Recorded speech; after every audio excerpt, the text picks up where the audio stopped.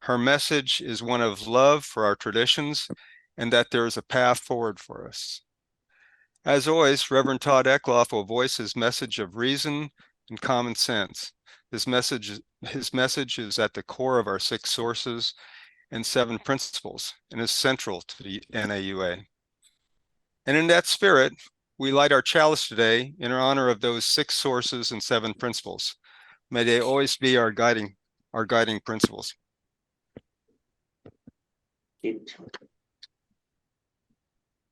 Alone.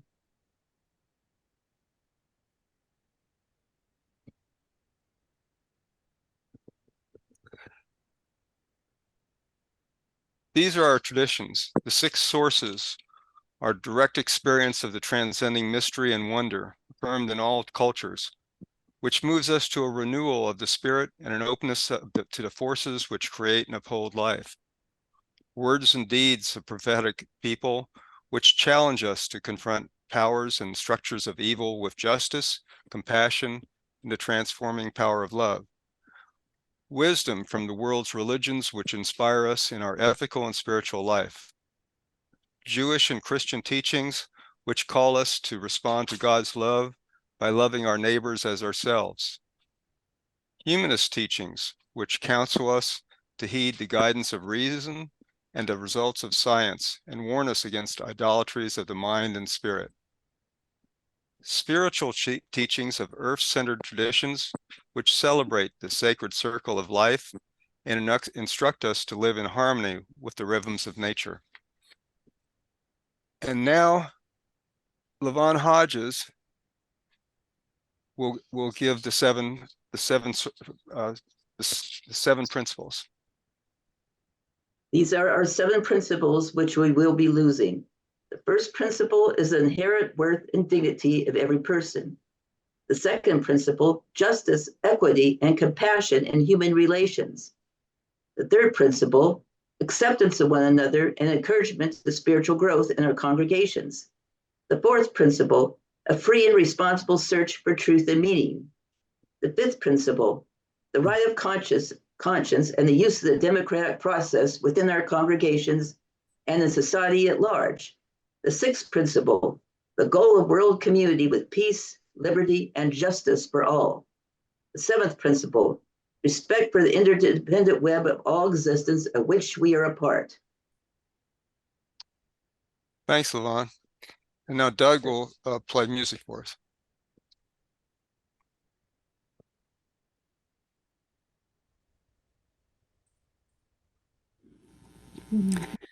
Loosen, loosen, baby, you don't have to carry the weight of the world in your muscles and bones. Let go, let go, let go.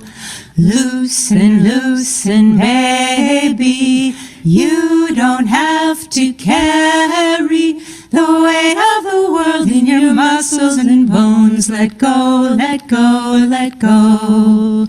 Holy breath and holy name, will you ease this pain? Holy breath and holy name, will you ease this pain? Loosen, loosen, baby, and you don't have to carry the weight of the world in your muscles and bones. Let go, let go, let go. Loosen, loosen, baby, and you don't have to carry the weight of the world in your muscles and bones. Let go, let go, let go. Loosen, loosen, baby, and you don't have to carry the weight of the world in your muscles and bones. Let go, let go, let go. Loosen, loosen, baby, You don't have to carry the weight of the world in your muscles and bones. Let go, let go, let go. Loosen, loosen, baby. You don't have to carry the weight of the world in your muscles and bones. Let go, let go, let go. Loosen, loosen, baby. You don't have to carry the weight of the world in your muscles and bones. Let go, let go, let go. Loosen, loosen, baby. And you don't have to carry the weight of the world in your muscles and bones. Let go, let go, let go. Holy breath and holy name, will you ease this pain? Holy breath and holy name, will you ease this pain?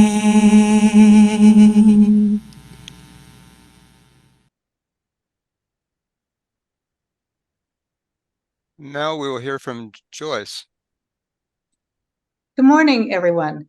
My name is Joyce Kinnear, and probably different than most of you here on this call today, I was raised to be a churchwoman. In my childhood, my parents worked for and were staunch supporters of the Seventh-day Adventist faith. They followed the church around the United States, and our entire lives revolved around the church. All of our social activities, educational pursuits, and even medical care was through the church or its affiliated educational and medical structures. In growing up, I really learned of no other way to find and interact with others than through church. The theology of the church and its top-down structure completely controlled how we lived our lives. After growing up, getting married, and moving to another country with my husband in the U.S. Air Force, I became uncomfortable with the church's total control over life. And I found the control over all of the political, educational, social aspects of my life to be completely oppressive. So we dropped out of the church, but then found a huge void. I really didn't know how to connect with others socially or spiritually or intellectually without a church. After rolling in college classes, one of my classmates directed us to the Unitarian Universalist Fellowship in Alamogordo, New Mexico. This was wonderful for us. In the 1980s, we found a group of people who were knowledgeable, open to the world, involved in all aspects of life in the community, and we were truly exhilarated by this group of people who were involved in their community and really showed what they believed. Over the next 30 years, we moved to different churches in New Mexico and Northern California, and were members of the Star King Unitarian Universalist Church in Hayward for over 20 years. There we were on the board, led children's RE classes, worked on the grounds, coordinated social activities and fundraisers. Circle suppers were always my favorite. Worked on various committees and in general became members of the community there. However, sometime in the mid-2010s, things began to change. You may have noticed it as well. At first, our minister wanted to add a covenant to the church. As someone with an experience at a fundamentalist church, I was extremely opposed to this idea of a covenant because I knew how it could be used to control people. However, even after speaking passionately with the board, the church voted to add the covenant and recited it every Sunday. I always kept quiet at those times. At the same time, the minister had a strong disagreement with a member of the church. To say she reacted badly is an understatement, and the church split in its opinions of her and this member. And there were a number of meetings between the members and the board, but nothing was dealt with, and it was eventually just put under the carpet when the minister left. Unfortunately, an interim minister came in who was a healing force, and I began to think that things might get better. But at the same time, some new members brought in changes to the church. For instance, the church's read went from social issues to such books as white fragility. More and more discussions about all white people as being oppressors was brought up in various settings. When I mentioned in one situation that I have in fact been around many white people who suffer from systemic oppression and poverty due to classism in the United States, I was roundly criticized in public and visited by one of these members. After a lengthy lecture, I began to feel much more uncomfortable going to church services. When a search committee was put together for a new minister, I volunteered as a longtime church member who had been involved in many aspects of the community. I was told that I wasn't really fit for the position. I was very hurt, but moved on. When the new minister arrived, however, I was appalled. She spoke regularly about how she'd been harmed as being indigenous, as she was raised in South America by parents of European origin, I want to point out. However, she began to take over committees, restraining some and removing other people from committees. In addition, she made a point of never doing anything on time. As the editor of the newsletter, even when I moved overseas, this was a constant headache for me because she would not submit anything until after the time for the newsletter to be sent out. She always wanted the newsletter to be rearranged also to focus on herself. To me, this was just seemed to show that being competent was another symbol of oppression. And the narcissism involved in this was a real turnoff. After we had moved from the country, I began to hear things were going on in the church with other members. And in fact, one member was not allowed to give a sermon because his lived experiences were not the correct ones, since he is a white man. Meanwhile, I continued to do the newsletter from abroad because no one wanted to work with this minister. After a new member more like the minister joined the church, I was sidelined in a rude and condescending way that violated church values and how we treat each other. So I said that was it, and I quit the church and any relationship with the UUA. I followed the activities somewhat from the sidelines and became more and more certain that the church was headed exactly where I was sure it would go when the covenant was first taken on years before. The minister's column in the newsletter became more dogmatic, anti the majority for members, and exclusionary. It was depressing, and to me, I felt adrift spiritually. This was particularly harsh for us during COVID because we were literally locked in our homes for months. The depression was overwhelming, and as a person who really doesn't survive well without outdoor activities and other people, I was really depressed. It was not until friends and members of the Hayward Church began a Zoom discussion and social event that I began to find myself and to pull myself out in looking for spirituality. Yoga, meditation, readings in church, Zoom services, and other churches got me through. And we moved from Panama to Mexico, where there is a Unitarian church only a 4-hour drive from here. I also read Todd's Gadfly papers, which were recommended by a friend from Hayward. And this helped me to see that what I was grieving was really not what was going on in the Unitarian church. It was not I who had left them, but in fact the organization who had left me. I began to rebuild who I was and to become involved in a variety of other activities, both social and political. And as one friend said, I moved from the easy buffet of having all of my activities provided for me in one location to searching out different organizations to meet different needs for myself. So now I am more in control of both my spiritual and social fate. After working through these stages of grief, I am in a much better place. And for those of you who are currently working through the stages of grief early or not knowing what to do, please listen to my advice. You will get through the grief and the anger. You will be able to find organizations that will meet your need for social development, spirituality, or even just getting together for a cup of coffee. Definitely zoom in with the NAUA services, become involved in local groups, maybe gardening, game nights, bird watching, whatever it is that you need to do to fill your soul. Work together with local groups to help improve the community. You will find your mix. You will work through it. And this is the UUA's loss. They initiated this painful divorce. They changed the organization into something different and not what it was. Grieve, but then take the initiative and empower yourself to become more of who you are. You are truly a unique person with inherent worth and dignity. Your community is out there. You will find it. Thank you. Thank you, Joyce. Great, thank you. Great. Doug, if we can hear Let the Church Roll On by the Severn Youth Quartet. You can write your own verse to this if you're so inclined. Let the church roll on. Let the church roll on.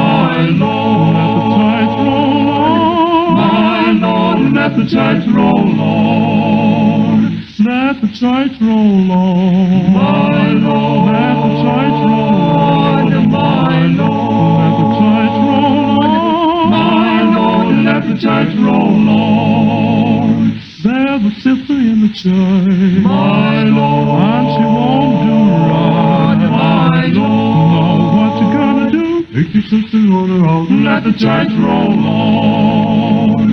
Let the tides roll on, my Lord. Let the tides roll on, my Lord. Let the tides roll on, my Lord. Let the tides roll on.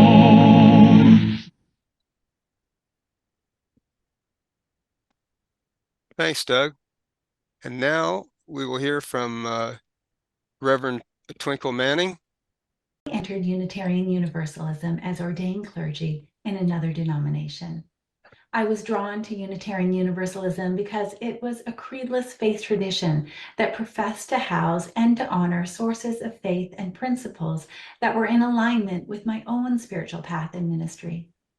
Since then, I have been blessed to work alongside some of the most courageous, brilliant, loving UU ministers and UU religious professionals, RE directors, and musicians anyone could ever hope for.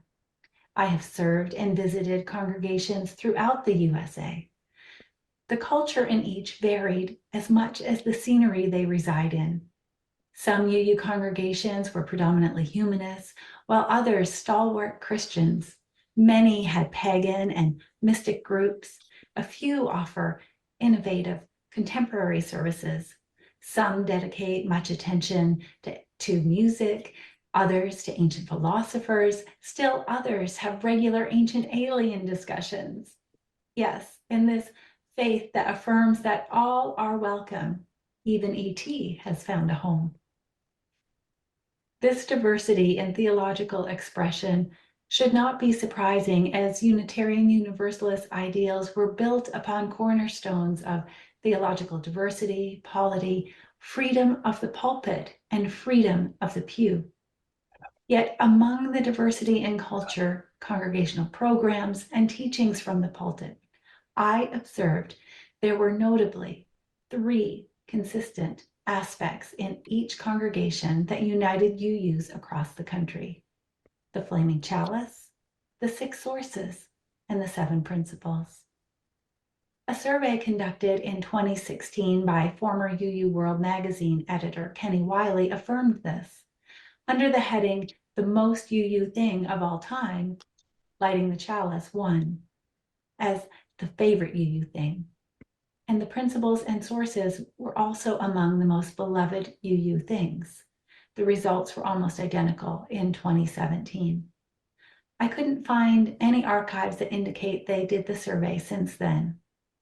Given how important the principles and sources are to most UUs, it was surprising to discover that just a few short years after publishing results like this, that a move would be made to delete them from the nonprofit membership organization whose purpose was largely understood to be to serve and support UU congregations on an as-needed basis. Many congregations use the sources and principles as a starting point for the worship services they create each week. I suspect and hope that tradition will continue alongside with lighting the chalice. About a decade into my ministry, I came across an assertion about ministers that claimed we each have only 1 or 2 sermons we preach over and over again, and was asked, "What is yours?"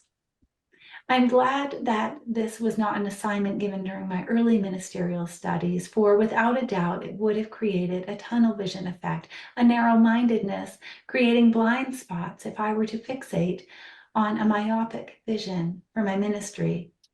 Instead, years after cultivating my spiritual practices, dedication in service, and ample writing of sermons, liturgies, musings, meditations, prayers, and poems, I was gifted the opportunity to re-enter discernment and reflect upon what my calling was saying, not just to me, but through me. the two recurring themes I discovered have become not merely my credo and mantra, but more so my touchstones and my goals. They are living life as a prayer and pulpit of peace.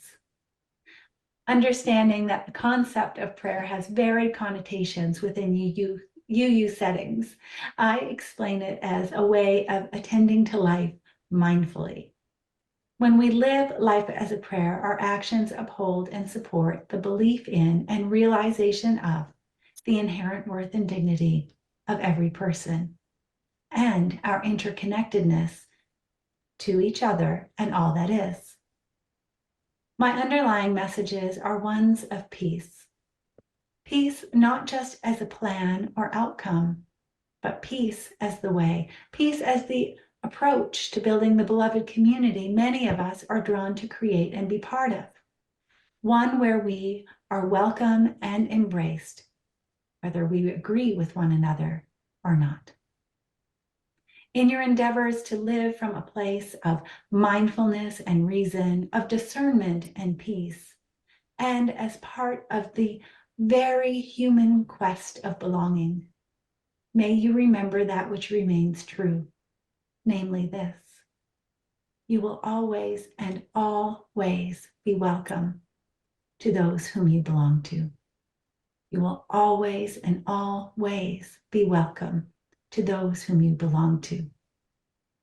And the whom you belong to sometimes changes, as does who belongs to you. Fortunately, when that happens, we are rarely alone long. Such is the case now.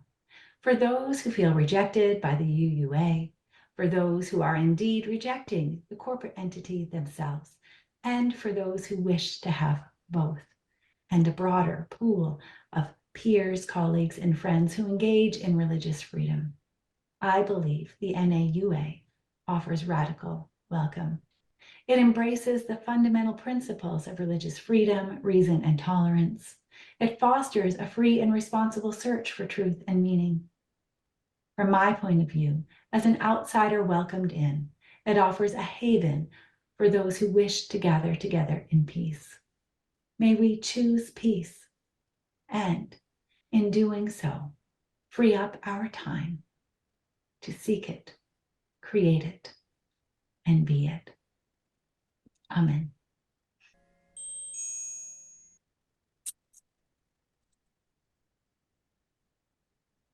Thanks, Twinkle. Now, Doug's got another version of Let the Church Roll On.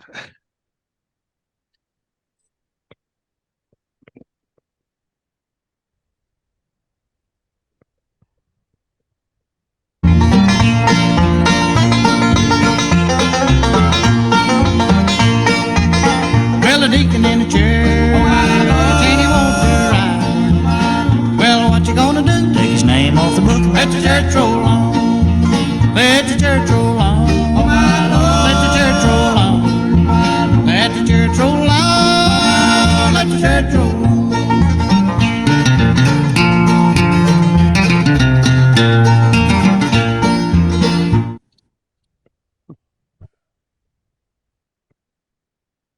Nice, Doug.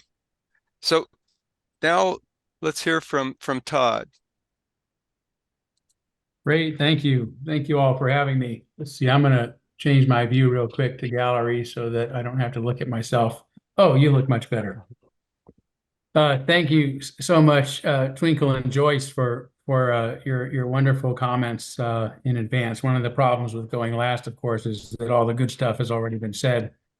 So I had prepared some stuff, but I think I'm gonna wing it. And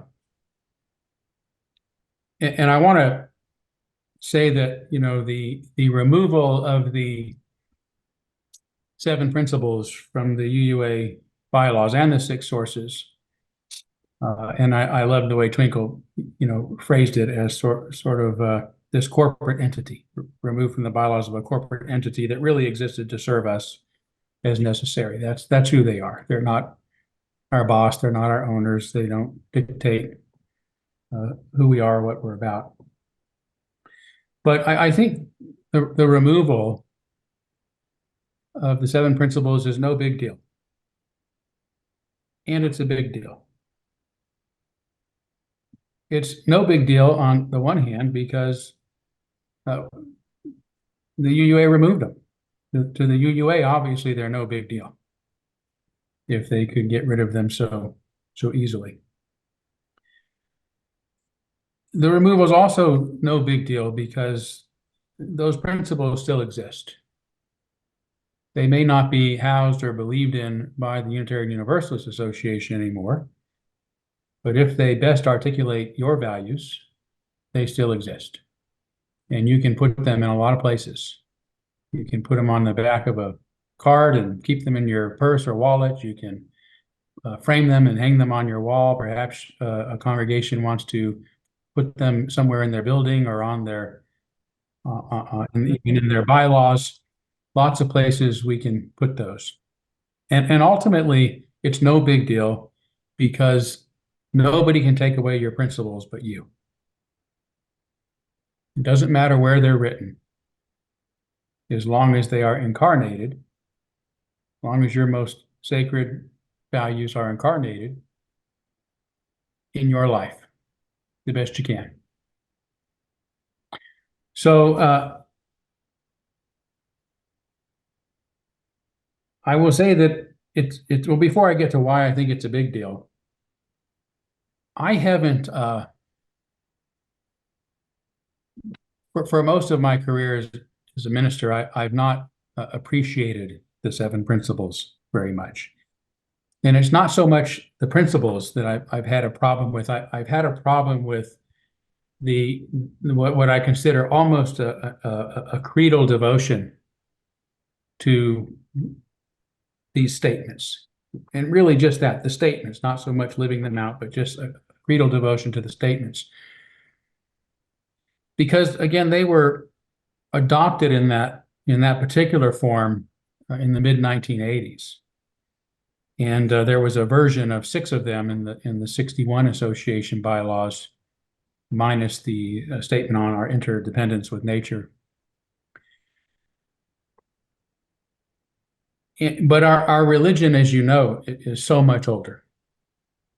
And the values and the principles, what it has stood for, have been articulated in a variety of ways since that time. So I have always felt that there's this sort of simplification of a very profound religion when we say we are defined by statements that were put into a set of bylaws in 1985.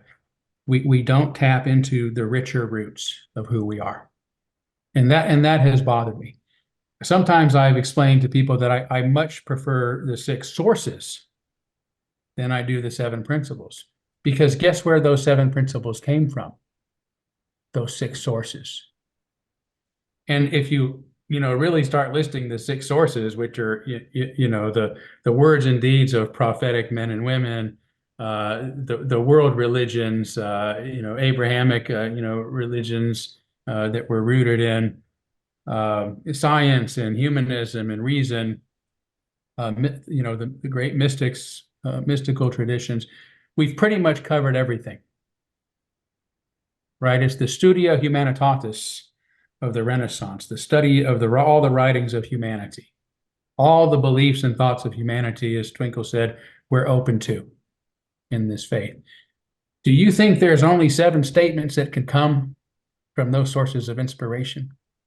So it limits us, again, as Twinkle got to, when we sort of limit ourselves to these 7 statements, even though they're perhaps more well fleshed out than some other statements.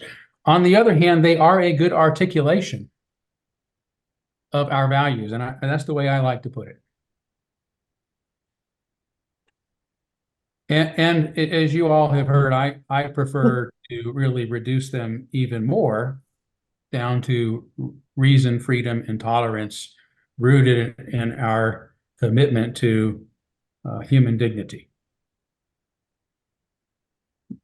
And all of that you can find in those 7 principles. I get that somewhat from Earl Morse Wilbur, who was the first to say that they were rooted in freedom, reason, and tolerance. But there's others. I'm going to be talking about, I've been re-giving some of John Dietrich's sermons. I'll be giving another one tomorrow called Unitarianism and Free Thought, written in 1918.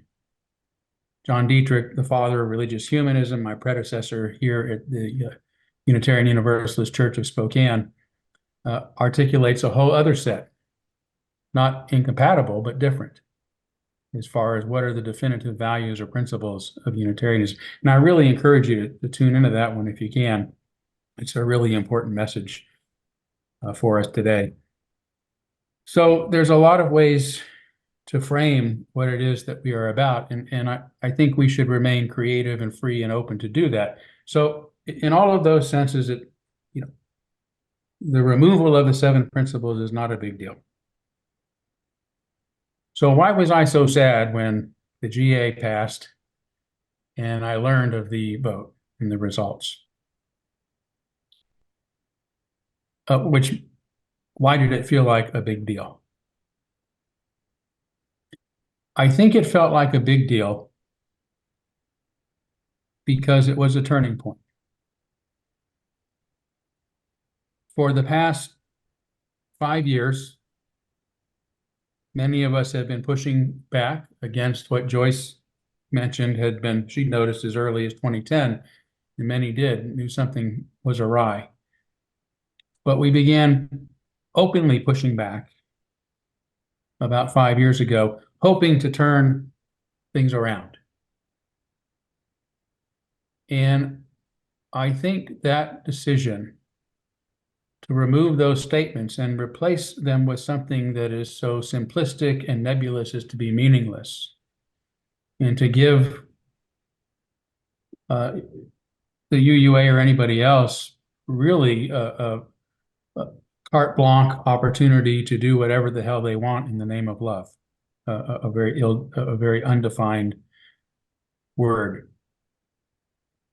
It felt to me like, okay, that chapter is over. That the pages have turned. Unitarian Universalism, which I argue in the Gadfly Papers, has been searching for identity almost since it was formed, found its identity. And it ain't liberal. It ain't liberalism. It's not the 7 principles. It's not freedom and reason and tolerance. It's not human dignity. And so I've experienced much of the grief that I think probably a lot of you have felt since the latest General Assembly.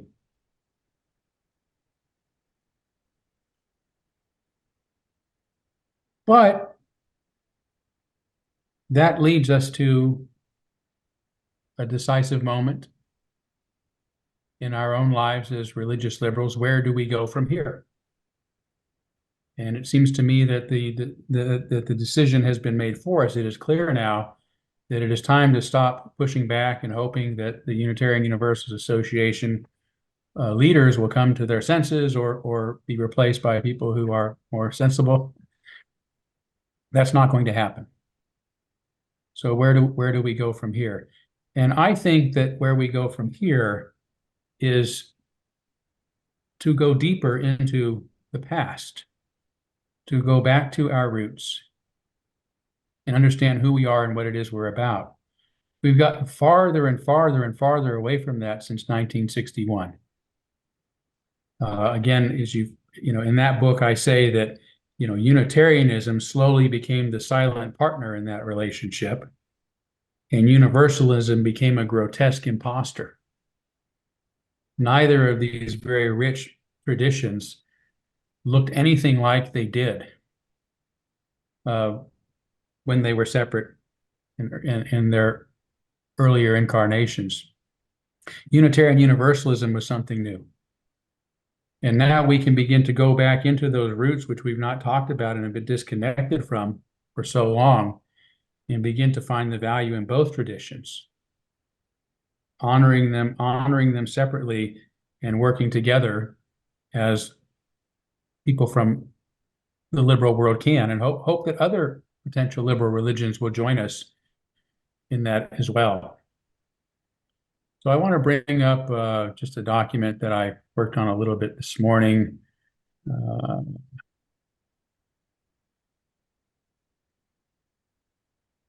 See if this is the one.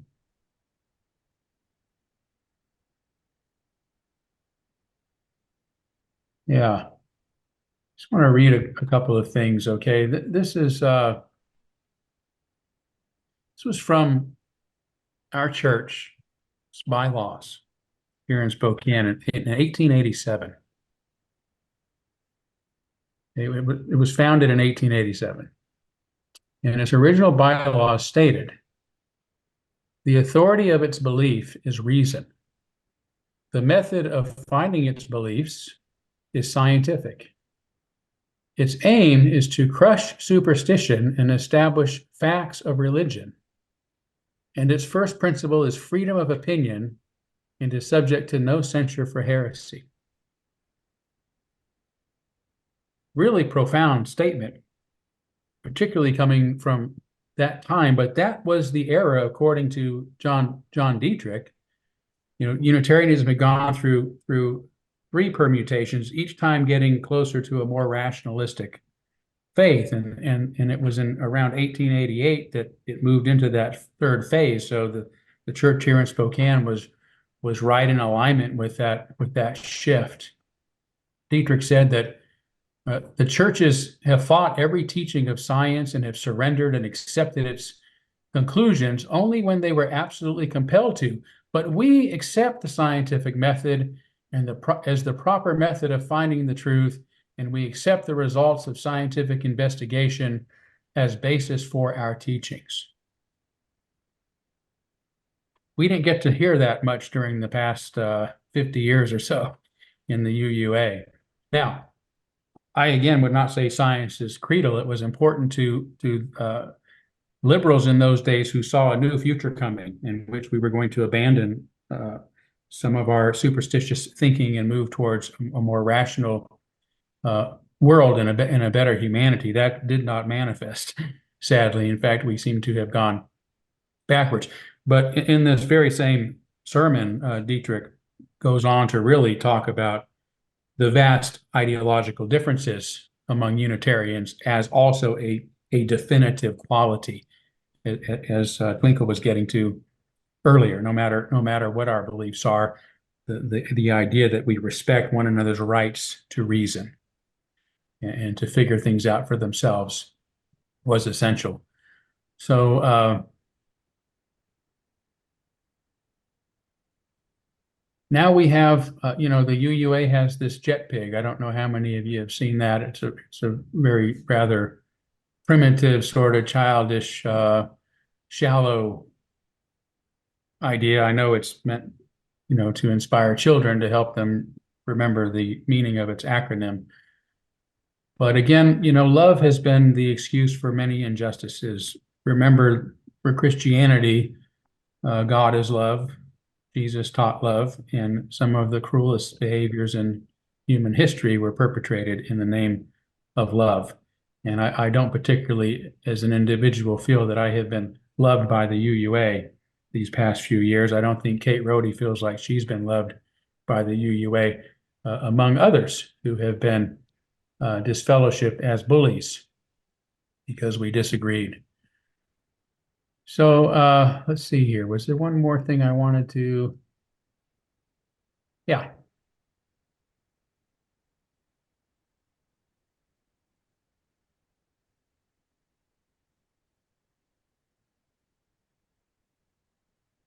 I'll save that one for tomorrow. But here's another statement by James Luther Adams, the great 20th century Unitarian theologian. This free choice is a principle without which religion or society or politics cannot be liberal.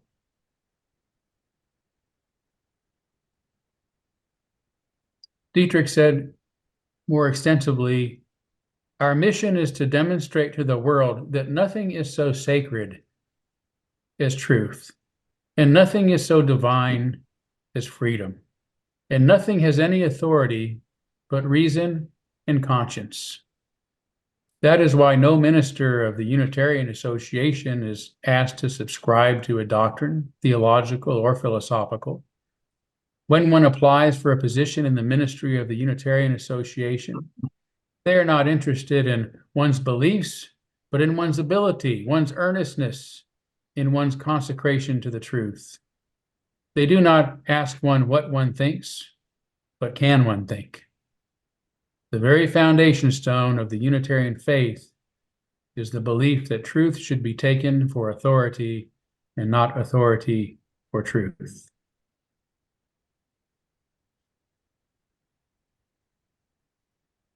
So we are liberals, and whether we like it or not, we have been liberated from the UUA because it does not stand for any of these principles or statements, no matter how we express them. And I hope we continue to express them in a variety of ways. But it no longer represents us. In fact, it now represents the antithesis of our values. And so it is time to move on. And to move forward, I think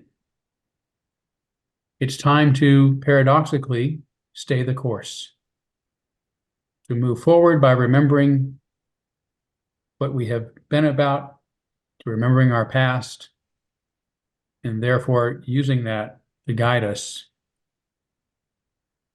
in whatever new directions our moment in history shall take us. Thank you.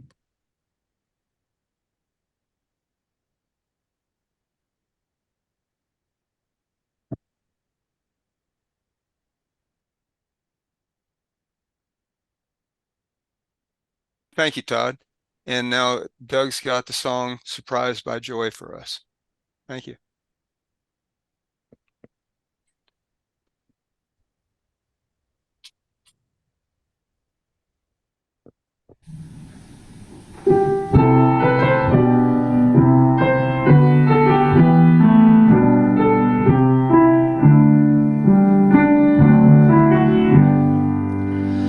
Surprised by joy, no song can tell, no thought can come, as here we stand to celebrate eternal love, to reach for one another's hand.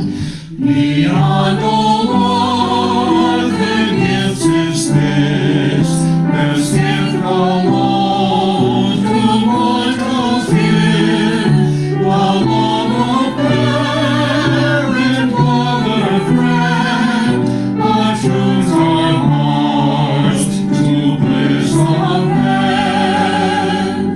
Faith, hope, and love here come alive, life's deepest treasure is made known when in forgiving giving all inseparably two are as one.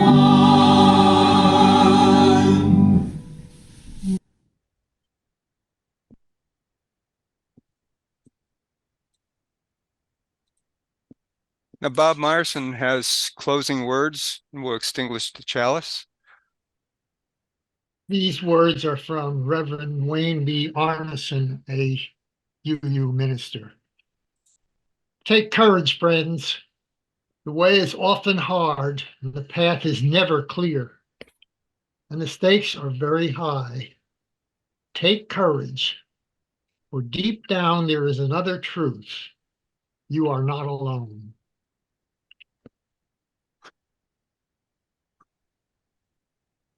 Now, Doug has a song for us, Wookiefoot.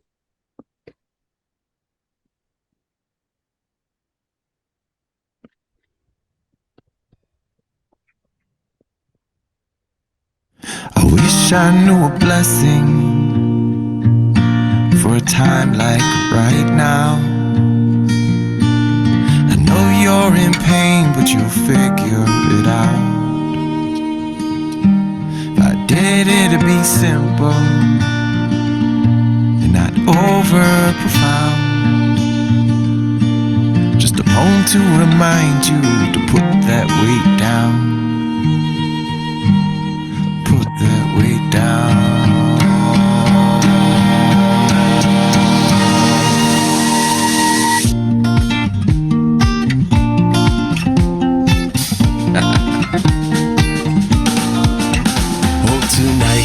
Tonight we've got nothing but time. So let's keep this fire burning until the sun comes around. Tonight, oh tonight, let the water flow under bridges like a chalice of forgiveness for the ones that we burned down. Cause it's a long road, got to lighten our load and figure out how to put it all down. Listen to the sound of what's happening now and sing. While we live, let us live. While we live, let us live, yeah. So when we die, we can die with sparkle in our eye. No way for us to say that we never did and try to forget and forgive. While we live, let us live.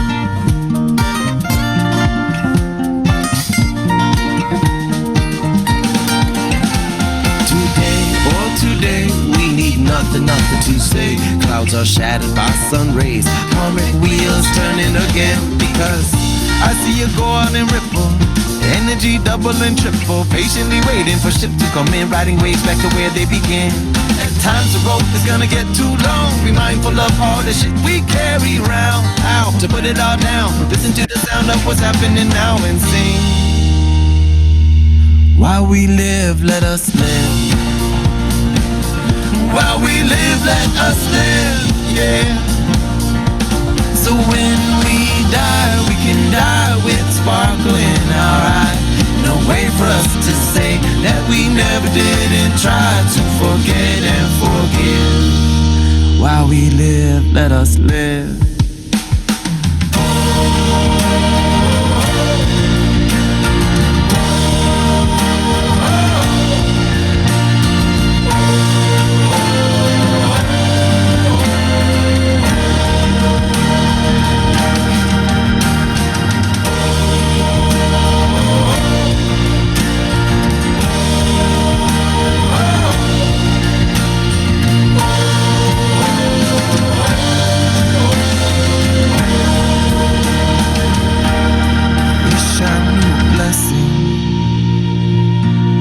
Time like right now. I know you're in pain, but you'll figure it out. If I did it, it'd be simple and not over profound. Just a poem to remind you to put that weight down. Put that weight down.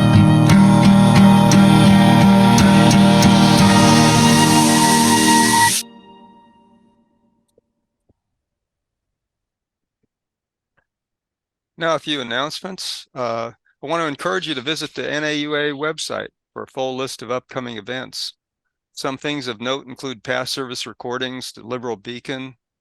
The UU Underworld newsletter contains articles on the two cultures of Unitarian Universalism, how the UA manufactures consent, and why anti-racism will fail by Fantika, delivered at the GA 25 years ago and still relevant today. We have new circles, a book club, a link to the October 17th through 20th summit, and much more. We want the NAUA to grow. That needs our support. Consider the ways this organization supports you, and please be generous with your time and your wallet. Visit our website, consider a recurring contribution, and contribute to the growth of our movement.